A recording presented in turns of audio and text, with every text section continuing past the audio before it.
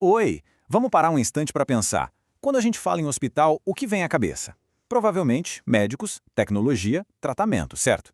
Mas e se a ideia original de um hospital não tivesse quase nada a ver com medicina? Pois é, a história de como a psicologia foi parar dentro dos hospitais é uma jornada fascinante que, olha, transforma completamente o nosso jeito de entender o que significa cuidar. Tudo, mas tudo mesmo, começa na própria palavra. Hospital vem do latim hospes, que significa hóspede. É isso mesmo. A função inicial dessas instituições não era curar, mas sim hospedar, acolher. O conceito era de hospitalidade, não de tratamento médico como a gente conhece hoje. Tá, mas então como é que a gente saiu dessa ideia de casa de hóspedes e chegou no complexo médico que existe hoje? Nossa primeira parada vai ser lá no mundo antigo e medieval, para a gente entender qual era o primeiro papel social de um hospital. Naquela época, o hospital era uma instituição ligada à igreja, basicamente, e a função dele era, antes de mais nada, assistência social. Era um lugar para abrigar viajantes, os mais pobres, órfãos, e a cura. Bom, a cura era vista como algo divino, uma intervenção de cima. A fé era o tratamento principal. E o sacerdote, a figura mais importante. O médico, se é que tinha um, ficava totalmente em segundo plano. Só que tinha um lado bem mais sombrio nisso tudo. Além de abrigar, esses lugares serviam para isolar. Pessoas com doenças físicas, ou até o que eles consideravam males morais, eram separadas do resto da sociedade. A ideia era não contaminar a população. O filósofo Michel Foucault foi muito direto ao ponto quando chamou esses lugares de morredouros. Eram, basicamente, lugares para onde as pessoas eram mandadas para morrer longe dos olhos de todo mundo. E é aqui que o jogo começa a virar de verdade. A instituição que servia para abrigar e isolar, de repente, começa a se transformar num espaço ativo de cura. Vamos entender como essa transição aconteceu. Aqui, a gente vê uma mudança de paradigma, né? De um lado, o hospital da igreja, focado na caridade, movido pela fé. Do outro, o hospital militar, que começa a surgir ali pelo século XVII. Esse sim, focado na cura e movido por interesses bem práticos, econômicos e militares. A disciplina médica toma o lugar da intervenção divina como a força principal. E o que foi que causou essa revolução toda? Olha que curioso: dinheiro e poder. Para os exércitos da Europa, cada soldado que morria ou ficava incapacitado era um prejuízo enorme em tempo e dinheiro de treinamento. Então, se tornou economicamente vital transformar os hospitais em máquinas eficientes de cura, para devolver os soldados para o campo de batalha o mais rápido possível. Foi a necessidade militar que acabou impulsionando a inovação médica.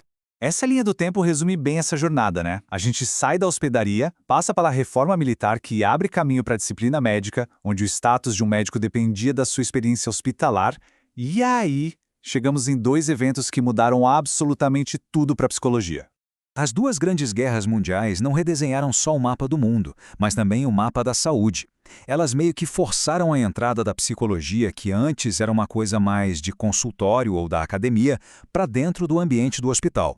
Cada guerra deu um empurrão diferente. A Primeira Guerra Mundial, por exemplo, foi o grande palco dos testes psicológicos. A tal da psicotécnica foi usada em massa para avaliar e selecionar os melhores soldados para cada função. Agora, a Segunda Guerra foi outra história. A escala do trauma era tão gigantesca que os psicólogos foram chamados para dentro dos hospitais. Não mais para selecionar, mas sim para tratar os soldados que voltavam do front com o que hoje a gente conhece como transtorno de estresse pós-traumático. A coisa já estava acontecendo na prática, mas ainda faltava uma peça para oficializar de vez o lugar da psicologia na saúde. E essa peça foi uma mudança, nossa, fundamental na própria definição do que é ser saudável. Anota aí esse ano, 1948. É quando nasce a Organização Mundial da Saúde, a OMS. E com ela vem uma visão completamente nova e revolucionária sobre o que é a saúde.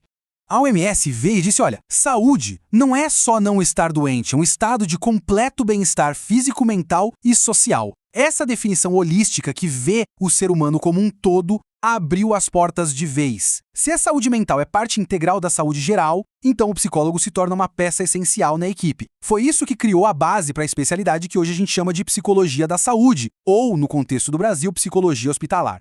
E aqui no Brasil, por exemplo, esse crescimento não foi algo que veio só de cima para baixo. Foi um movimento que veio de todos os lados. dos próprios profissionais que viam a necessidade, da população que começou a pedir por esse tipo de cuidado e, claro, das próprias instituições de saúde que perceberam como era bom ter um psicólogo na equipe.